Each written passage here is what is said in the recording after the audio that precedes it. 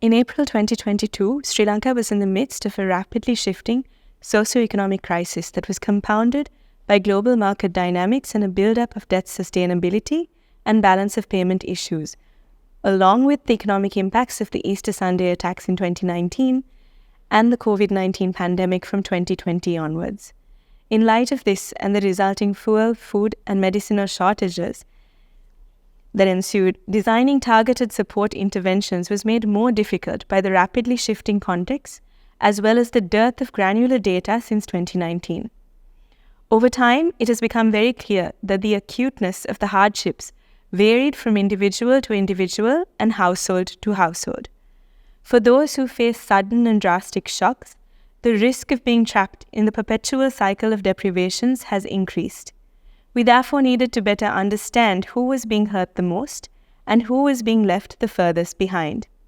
To bridge this gap in data, we at UNDP embarked on Sri Lanka's first National Citizen Survey 2020 to 2023.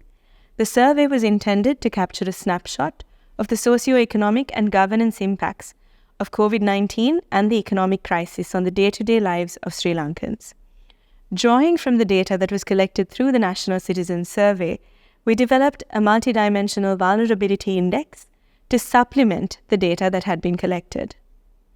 Coming off of the back of the launch of the policy report, Understanding Multidimensional Vulnerabilities, Impact on People of Sri Lanka, which introduces a Multidimensional Vulnerability Index for Sri Lanka and delves deeper into the ways in which emerging vulnerabilities impact Sri Lankans' lives, we're gathered here today with the two co-authors of the report, Professor Sabina Alkire, Director of the Oxford Poverty and Human Development Initiative of the University of Oxford, and Professor Siri Hettige, Emeritus Professor of Sociology of the University of Colombo, to talk a little bit more about what the MVI is, how it can be used to inform policy and program design in Sri Lanka, and how we can look at institutionalizing such an exercise. My name is Sarika Warusavithana, Sociologist and Solutions Mapping Lead at CITRA, and I will be your host today.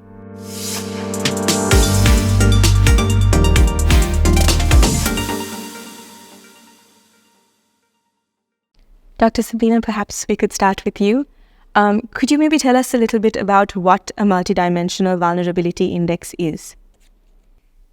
So many people feel their lives are precarious, they're on the brink, because, as you said, if something goes wrong, they're at risk of falling into poverty and having a worse condition of life.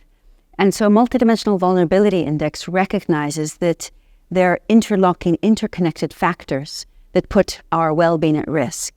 And it starts with each person, and it asks in which of a set of indicators are they deprived. And these are, in a sense, risk factors, vulnerability factors. And one might not be important, but if they're deprived in a critical mass of deprivations at the same time, then they are vulnerable. And so Multidimensional Vulnerability Index starts by saying what proportion of people in our society are vulnerable because they're deprived in a critical mass. And then it asks the next question, how vulnerable are they? So maybe one person is deprived in a third of the weighted indicators, another in half, another in 3/4. But on average, how intense is vulnerability among the people? And then when you multiply these two numbers together, you obtain a Multidimensional Vulnerability Index. That index shows what proportion of possible vulnerabilities people are facing who are vulnerable in that society. And it also can be disaggregated by regions or age groups or female-headed household, people living with disabilities, to show the patterns of vulnerability across place, and then broken down by each of the indicators to see the profile, the landscape of deprivations each group experiences.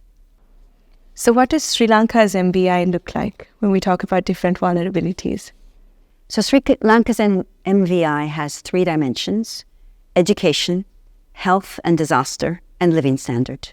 And they're equally weighted. And it has 12 indicators.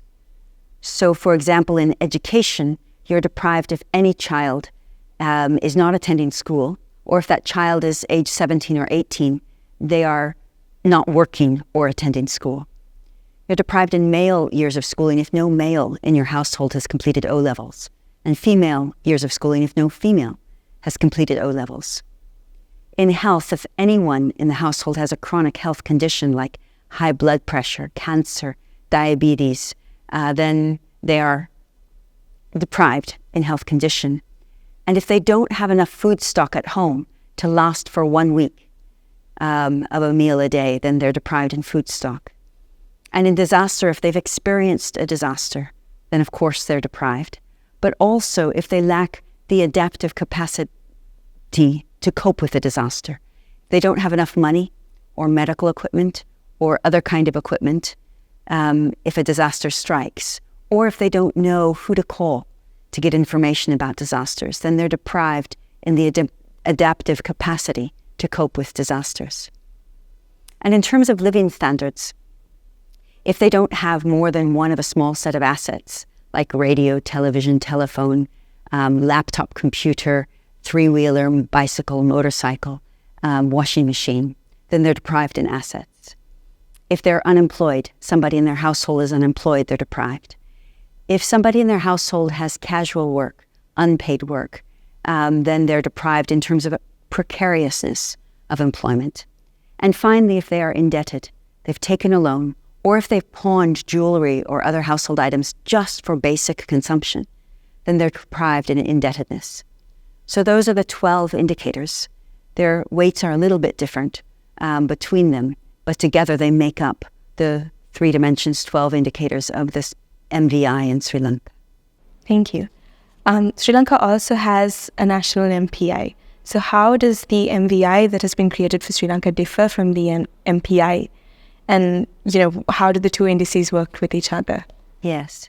So Sri Lanka's Multidimensional Poverty Index, or MPI, is a permanent official statistic computed by DCS, the Department of Census and Statistics, from the Household Income and Expenditure Survey, most recently computed using the 2019 dataset. Like the MVI, it has 3 dimensions: education, health, and living standards. And the education indicators are similar, but a little bit less ambitious.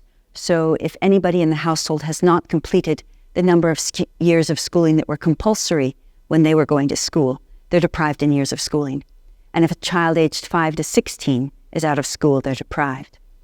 In health, if anybody has a chronic health condition that has affected their ability to have normal activities for 1 month in the past year, they're deprived in health conditions. And if it takes 30 minutes or more to reach a healthcare facility, they're deprived in access to healthcare. In terms of living standards, if they lack a water line which is protected and within 1 kilometer or 15 minutes, they're deprived in water. If they lack adequate sanitation or it's shared, if they cook with wood or kerosene, sawdust or paddy husk, they're deprived in cooking fuel. If their housing materials are not permanent for the roof, wall, or floor, they're deprived in housing. Again, if they don't have a number of small assets, but for the MPI, we include agricultural assets, agricultural machinery, land, and livestock, then they're deprived in those assets. So they're similar, but slightly different than the MVI in that there are more living standard, more health conditions in the MVI, and the MPI, and the MVI has disasters, it has employment, it has indebtedness, which is not in the MPI. And in the indicators of the MVI, they're slightly more ambitious. So they're complementary measures. And the MVI, as was already stated, uses 2022-2023 citizen survey data as a one-off study. Thank you. Could you maybe share a little bit about the process of developing the MVI for Sri Lanka? Yes, the process in Sri Lanka was very interesting and very engaged because it's new. There has been a multidimensional poverty index, but to have a vulnerability index using citizen survey data post-pandemic, post-crisis was a new situation. And so there was an advisory panel, and they gave input at every step. There were consultations with different actors in government and civil society, academia, and they looked at trial measures. So technically we made around 12 different candidate MVIs with different ways of putting the data together to try to see what really reflected the on-the-ground situation.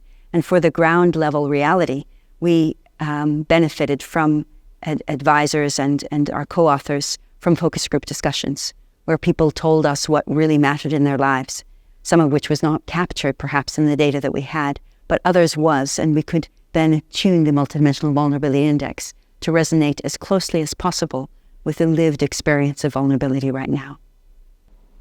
Professor, maybe I can ask you to come in on the focus group discussions which were conducted to complement the data from the citizen survey and to inform the MBI. Could you perhaps share some of the insights that came out through the FGDs? Focus group discussions were very important, as a source of information, and also in terms of understanding what we have really discussed, in the report in terms of multidimensional vulnerability. Now, here we are basically interacting with people who have lived experience with respect to what we have been talking about.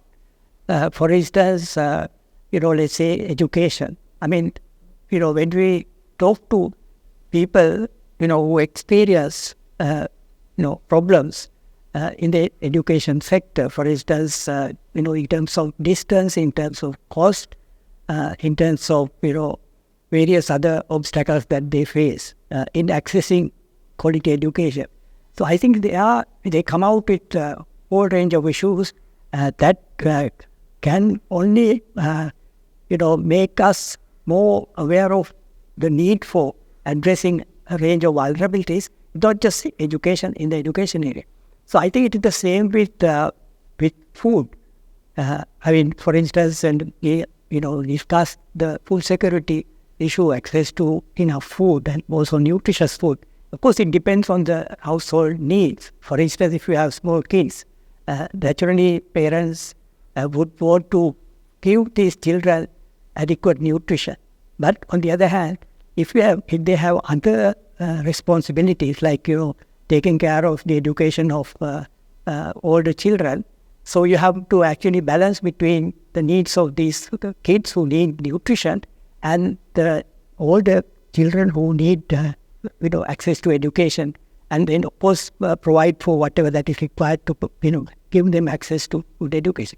But then on the other hand, there are some structural issues, like for instance, if you take in the education area, the distance to a good school is a major problem, because as you know, we have a highly unequal education system, in the sense that in some areas schools are considered as let's say underprivileged, not having the necessary resources, both in terms of physical as well as human resources, and they are, I think they don't really have much of a choice if they cannot really move beyond that particular locality. So they are basically sort of stuck because many parents tend to bypass the nearest school, which is not very let's say resourceful, to go to a better school so that children will have a better education and so on.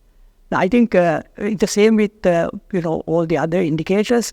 The vulnerable indicator. So the point is that here we are not talking about, let's say, people being deprived, poor, alone. It's not a kind of residual issue. It actually it is the possibility that they might really not have the capacity to adapt to changing situations, like for instance what we have witnessed over the last few years. People have lost their jobs and their income has been reduced and the costs have gone up, and so this changing environment make them more and more vulnerable. So I think the dynamic nature of vulnerability, I think, is the most important, because it's not something static. Of course, certain things are fixed, like for instance, the people who are living in a particular location, unless they can overcome the barriers, they would probably be stuck with the vulnerabilities, and that would really be passed on to from one generation to the next. So the point is that vulnerabilities can perpetuate. If they persist, vulnerabilities can perpetuate their deprived status. And then, of course, changing circumstances, their capacity to adapt, I think, is also a big issue. And then, in addition, of course, we have a range of factors that we are looking at. Now, there are people who are in a particular place where they are faced with, let's say, environmental hazard, like, for instance, disasters that come their way, like, for instance, floods and so on and so forth. So the point is that that they cannot really move away from that, because moving away from that would require for them to really change their place of residence, if you like, and that depends on their capacity to relocate to a place where they are not exposed to the same kind of well-being. So I think we probably have to take this particular perspective into consideration, not just in terms of what has happened over the last few years, but also in terms of our experience over the last several decades. So, for instance, access to resources and access to various services. This is not something new. I mean, that issue has been there for decades, and actually, situation has sometimes the situation has become worse over time for some families, and therefore there's a tendency on the part of these people to somehow break away from that, and the capacity to break away from that kind of situation varies very widely depending on your present situation. Like, for instance, if you are in precarious employment, you just have no way of breaking away from some of those vulnerabilities, because you remain stuck because of that situation. Thank you, Professor. Dr. Sabina, perhaps maybe you could give us a little bit on the data that came out through the MVI. The MVI gives us a snapshot of what vulnerability in Sri Lanka looks like. Could you share with our audience what that is, what that picture might be? Yes. So remember those 3 dimensions and 12 indicators. So if any person is deprived in at least one quarter, 25% of the indicators, they're vulnerable. So just 1 or 2 indicators doesn't make a person vulnerable, but at least a quarter.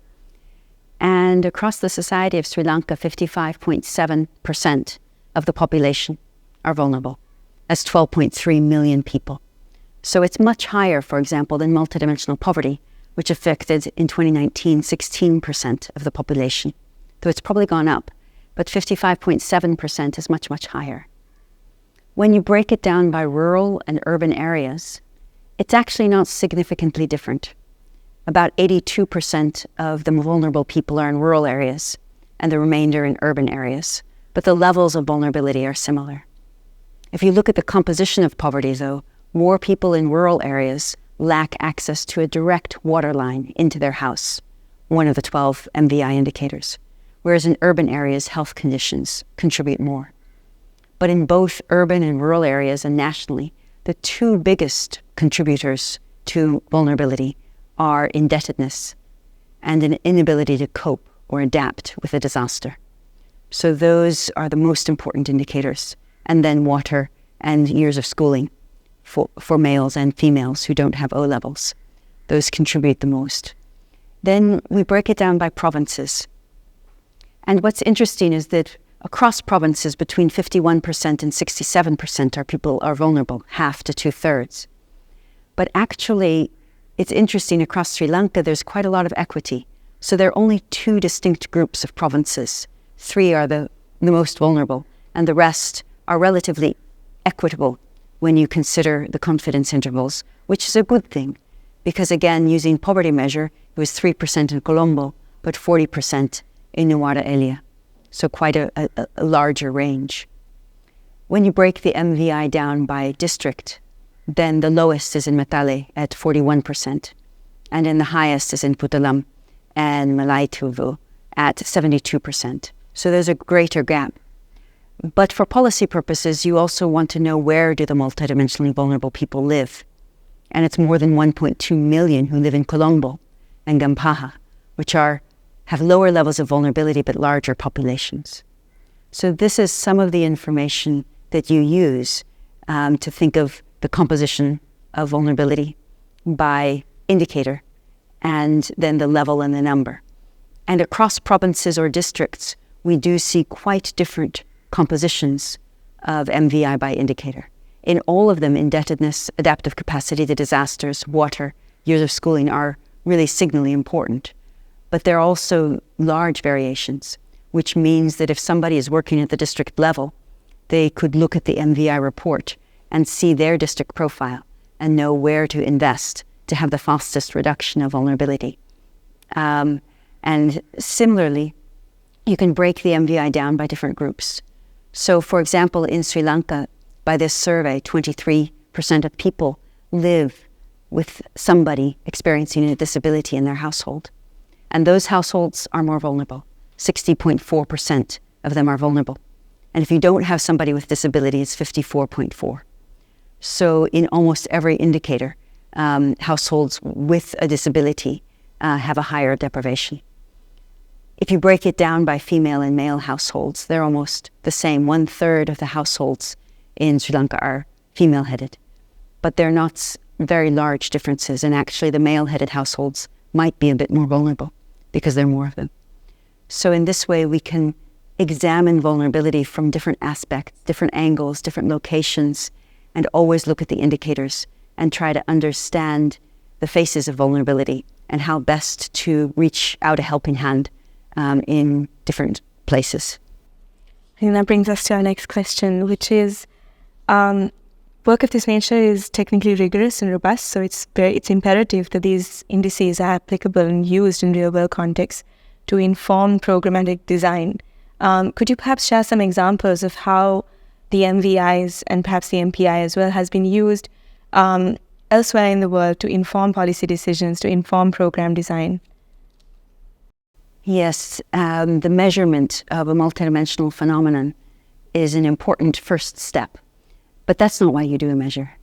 You do a measure so that people can use that measure and use it to reduce vulnerability or to reduce poverty, to have an impact on lives that are suffering or lives that are precarious and anxious. So we are privileged to work with many governments who have done that. All of them use the MVI, MPI to complement a monetary statistic. Both are important, but they have different messages, different ideas. And so they are sort of sister measures. But they all look at trends over time. And often you can have very strong reductions in multidimensional poverty or vulnerability because you know how people are deprived. You can direct interventions and bring the numbers down. So whether it is Armenia, which reduced poverty from 41 to 26% in 10 years, or other countries, there have been strong reductions. Another use is for budgetary purposes, because if your budget does not allocate resources to offer adaptive capacities to disasters or to address issues of indebtedness, then perhaps there needs to be a reallocation. In a country like Sri Lanka, there also might be duplication. So there might be different levels of government or government and civil society overlapping in the same areas. And in this time of fiscal tight space, one needs to cut those duplications and reallocate to the most vulnerable places and the indicators that need the most investments. Another area is targeting. So I'll give an example in Honduras. A UNDP supported multidimensional vulnerability during the COVID pandemic, focused on particularly workers that had lost their jobs and other vulnerable populations. And they were able to get QR codes or vouchers. So if they were food insecure, they could obtain food, subsidized food or meals. If they lacked medical care, they had a voucher system to be able to access it during the pandemic with no cost. And so the response both targeted vulnerable people and then looked exactly at those deprivations that that particular household experienced and gave a highly efficient policy response. So that's one example of targeting. And another might be targeting the poorest regions of the country. Another measure is coordination. So vulnerability, like multidimensional poverty, has different dimensions. You know, it's disasters, it's indebtedness, it's precarious employment, it's not being able to have the education you need to cope with these different factors. And so the responses need a whole government approach. As Professor Hettige has been saying, they need different ministries to come together and work together. And so hopefully the Multidimensional Vulnerability Index in Sri Lanka can be the centerpiece for a circle of policy actors to think of how can we work together to coordinate our actions, and so we reduce vulnerability. So those are some of the ways, but I wouldn't restrict responsibility to government.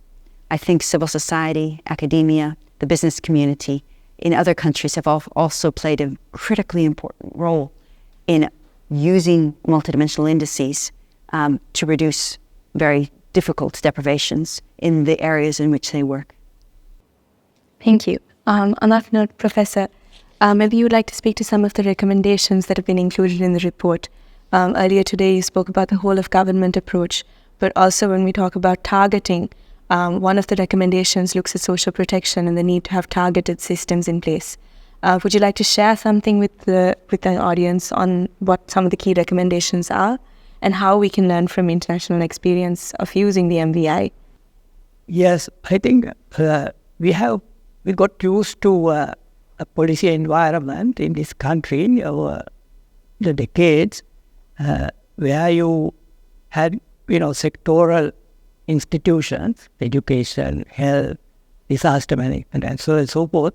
They had their own institutions, both at a national level as well as down the line, and they were basically concentrating on their area of interest. Disaster management people, they were naturally focusing on disasters, and similarly education and so on and so forth. Now the point is that, as Sabina already mentioned, coordination both horizontally as well as vertically has become so critical, because you cannot really do everything at a national level. At a national level, certainly policy making and also institution building, and then making whatever changes that are necessary in the institutional landscape, all that is very important at the national level. But then we know that when you go down the line, even at a community level, there can be certain arrangements whereby you could keep an eye on vulnerable families. When I say eye on vulnerable families, means basically monitor. For instance, you can have interventions, but these interventions should produce desired results. Say, for instance, if family is so vulnerable in the area of, let's say, disaster risk, then of course that family should become secure over a period of time. So that you can say now this particular family is no longer exposed to the kind of disaster that they were exposed to on a regular basis in the past. And similarly, education. You see, like you have to identify families which are totally dependent on underprivileged schools, because they have no choice, they just happen to be there, and they have no capacity to move out, and therefore they, basically rely on those underprivileged schools, and which means that they do not have the capacity to move away and send their children to a better school and so on. So in other words, in terms of educational vulnerability, they are stuck. So the point is that we probably have to have, let's say, vertical coordination, where you basically organize institutions on the basis of subsidiarity principle. So you can do a lot at a community level, and of course, community level you cannot do everything. So you have to really go to the next level, and so on and so forth. So we have community level, then you have the divisional secretariat level, then you have the district, then you have the province, and then comes the national. So the point is that we need to really figure out how we could empower local institutions to do what they can, and then whatever they cannot do, they'll have to basically rely on the next level and so on and so forth. But the other thing, of course, horizontal integration. That is exactly what she said about coordination.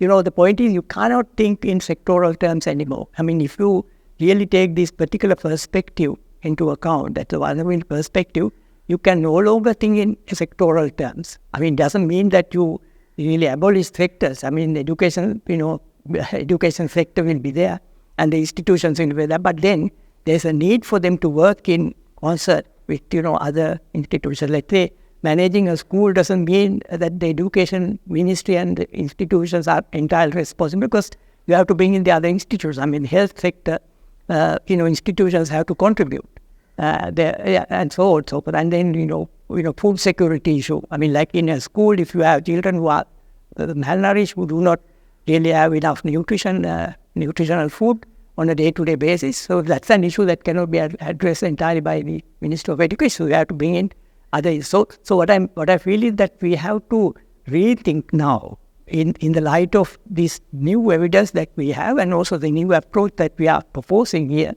that we'll have to revisit the policy environment, and that policy environment has to be basically changed to respond to the new demands that are there. And same with the policies should not be done in compartmentalized fashion. You have to think in terms of how you could see policies can be coherent with each other. In other words, they have to be congruent with each other. So in the policies have nothing to do with each other. Like, for instance, transport policy is very important for children who are moving around, for educational purposes. Now, if the transport facilities are not there, they really cannot move around and have access to the necessary educational facilities.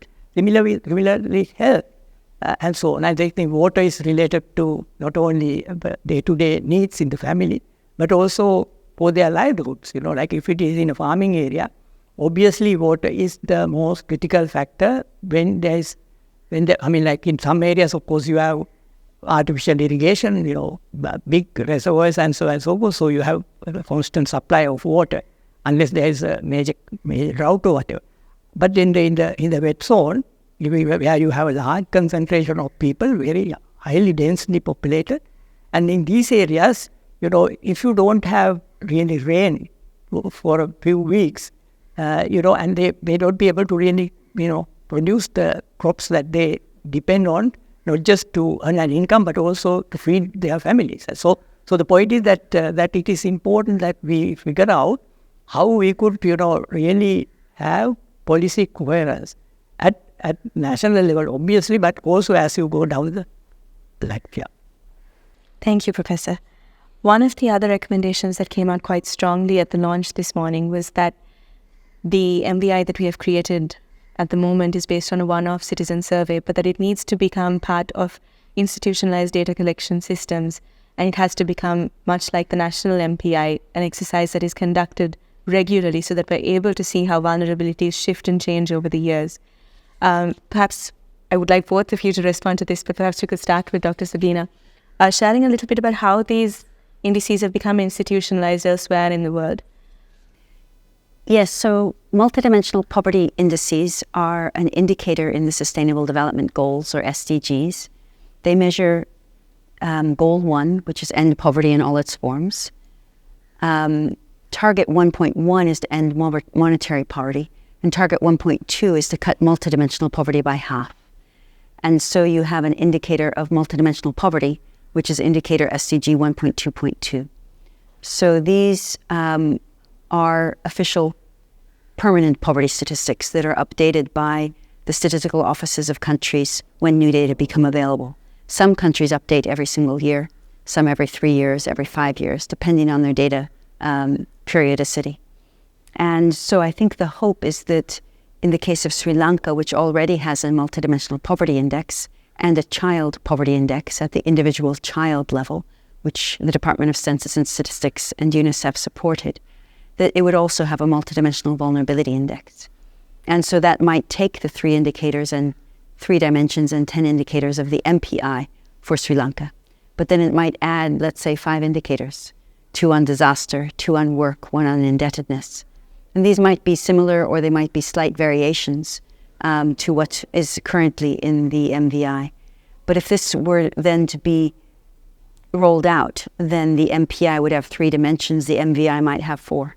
And it would bring into view people who were maybe not yet poor, but also vulnerable. But it would also show vulnerability among poor people. And so it would be a very rich and compact policy tool. And so I think if Sri Lanka did it, it would be a pioneering step, because other governments don't yet have this step. But I think given the importance of climate disasters, given the importance globally of employment, precarious employment, and financial insecurities, this would be a step that other countries would also note and consider for their own trajectory. Thank you. Professor, why do you think it is important at this time that we try to institutionalize an MVI for Sri Lanka, make it a national exercise? Well, first thing, of course, is we want to develop policies that would address these vulnerabilities. Because it's not a matter of dealing with the residual issue of poverty and deprivation. It's not just income support. It's not just subsidies, and so as well. I think it is important that we simultaneously address the vulnerabilities that we have identified, and I think they are quite clear, their contribution to vulnerability. And the point is that policy development, therefore, is very critical, and policy development has to basically take into consideration the interconnectedness of these diverse vulnerabilities that produce the kind of marginalization, deprivation, and so on and so forth, and keep them in that situation and make even situation worse if you just leave it like. And the other, I think, is that we have to also look at what happens. You can have policies, you can have implementation, but the point is that you also have to look at what are the outcomes, what are the impacts. Now, that is where the monitoring comes in, and I think without monitoring, it would be difficult to really see how these policies are producing the desired outcomes.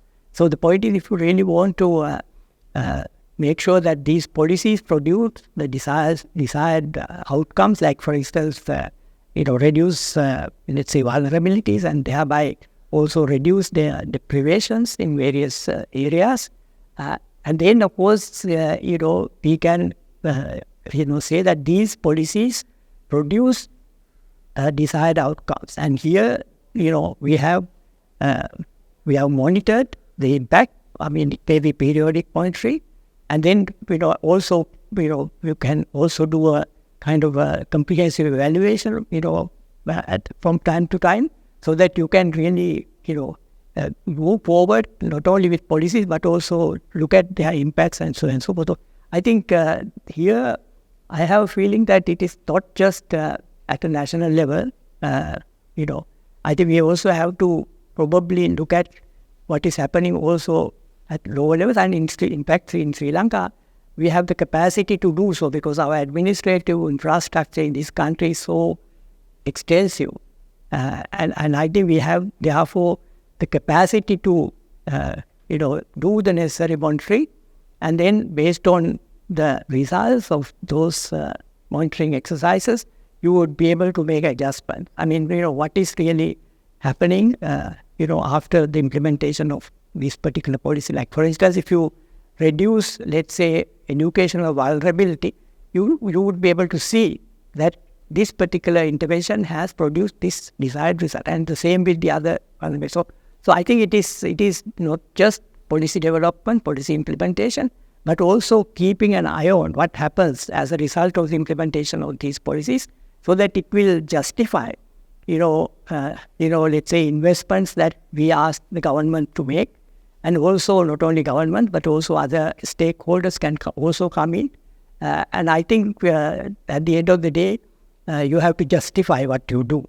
What you are doing is the right thing, and that would help keep the same kind of policy framework going over a long period of time, because we are not here talking about doing something here and now and say that we have done it, but it's a matter of keeping an eye on long-term outcomes. I think the development is not something that happens in the short run, because all these things will not happen rapidly, but then point is that the people should know that the government has moved on the right path, and now we are feeling the impact, and then there will also be appreciation on the part of the people that this policy change has benefited us both, and that would probably also reflect in the report coming out from different areas and so on. But I think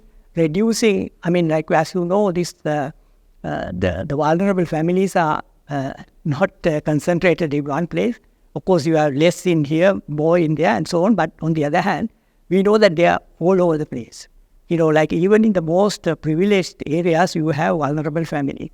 And that might be for specific reasons and so on and so forth. Then you might have other approaches to address those issues and so on. So maybe we will probably identify other vulnerable factors as well, so that you can, if they are really factors that can be found in a whole range of areas, maybe you can add those also as factors for vulnerability later on. So what I'm feeling is that it's a dynamic environment that we are looking at, changing over time, and thinking in terms of long-term outcomes, because all these years we have been thinking in the short run.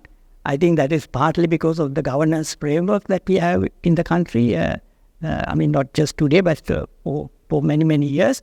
I think we might also be able to convince the people and the authorities that governance also has to change.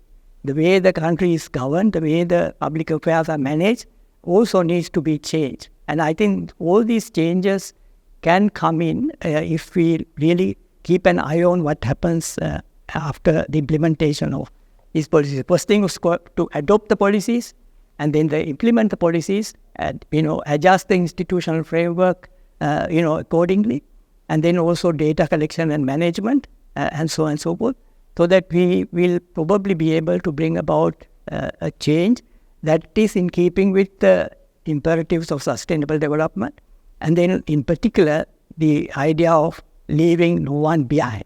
I think is something that we have to emphasize here. So it's not a matter of saying that we have very low levels of poverty in Sri Lanka, lower levels of deprivation in Sri Lanka, but even 5% of the population, is not a small number. We have 22 million. So the point is that we probably have to keep this whole momentum going, so that we would be able to bring about the changes that we have in mind in the policy environment, institutional landscape, and the way we coordinate, vertically and horizontally, and then also revisit, our own, frameworks. Sometimes you might have to also adjust those in keeping with the new demands. Thank you. Maybe I can introduce Sabina for some final concluding remarks. Maybe your thoughts on the exercise of developing an MVI in Sri Lanka, and any suggestions for next steps, how to take this forward. I think it's really the audience and your imagination, your creativity, your leadership, which are fundamental. In some countries, it's the president who leads it. For example, in Colombia, in 2011, President Juan Manuel Santos launched their MPI at the start of his government and recognized he couldn't bring peace in his country without addressing poverty. He reduced it by 1/3 in 8 years. He had a round table with all the ministers he personally chaired, asking them twice a year, what have you done for the poorest? Using management consultants to set targets, to evaluate performance, to recognize and celebrate where it had gone down the fastest, but also to ask questions of where it was stuck and invest resources in creative ways to move the needle on different deprivations. So sometimes it's from a president or a prime minister, but sometimes it's from a young person. In another country, it was a young person who looked internationally, wanted to do something for his state, managed to do an MPI, managed to convince the leader of his state, and later the leader of his country, to do an MPI. And he had just finished his first degree. So I think it doesn't have to come from the top. It can also come from students, from academia, from people with commitments. In another country, it was this civil society organizations and the faith organizations that took the initiative. They said, these are the deprivations that matter to our people. And they came to the government with their dimensions and their indicators and said, please, can you invest in this? So I think that change has different drivers. And for me, the question is, who will be taking that space in Sri Lanka? Who will be taking this work forward so that it doesn't just stay at a report, but it actually goes down and is used to change lives? And that's the motivation for the Multidimensional Vulnerability Index in Sri Lanka. And our hope is to see how that story unfolds going forward. Thank you very much. It was a pleasure having you both here. And that brings us to an end of this discussion. Thank you both.